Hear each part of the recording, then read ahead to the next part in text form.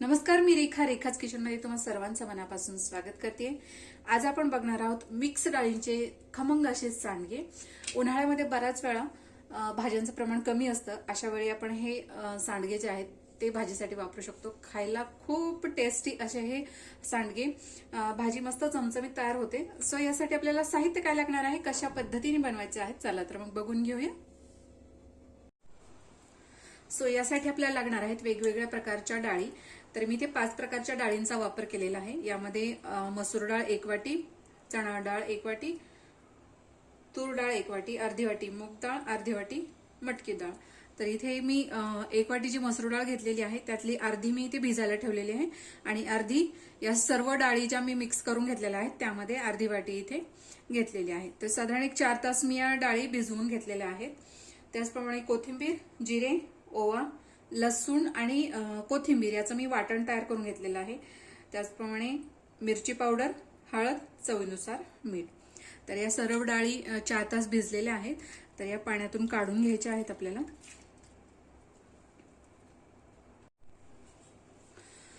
तर यातलं पाणी काढून घेतलेलं आहे।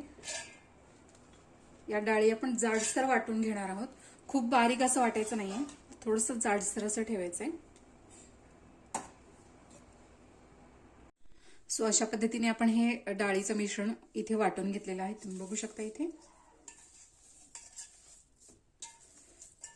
तर थोडंसं जाडसर आपण हे ठेवलेलं आहे।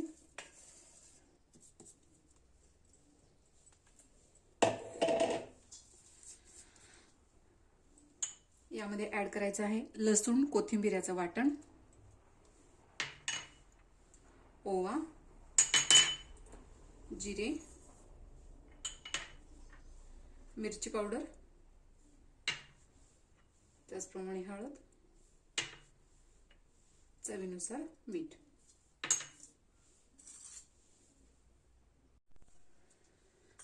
त्याचप्रमाणे भरपूर कोथिंबीर,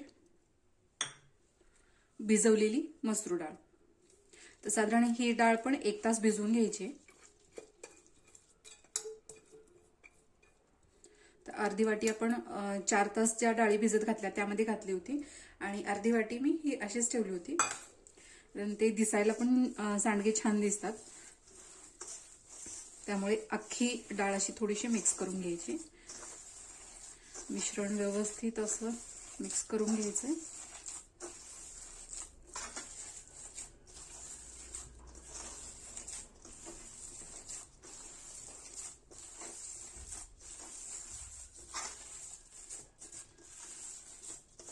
तर साधारण अर्धा तास आपण हे झाकून ठेवणार आहोत। साधारण अर्धा तास झालेला आहे।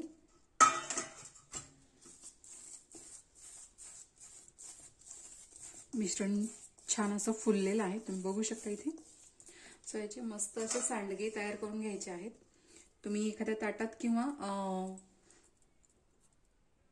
कॉटनच्या कपड्यावर कशावरही सांडगे हे तयार करून घेऊ शकता।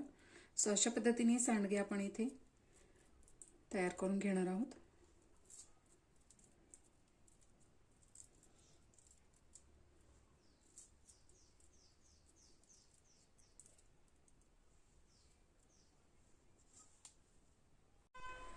सो अशा पद्धतीने आपले सांडगे तुम्ही बघू शकता इथे आपण एका ताटामध्ये घातलेले आहेत। तुम्ही एखाद्या प्लास्टिक शीटवर किंवा कॉटनच्या कपड्यावर देखील हे सांडगे घालून घेऊ शकता।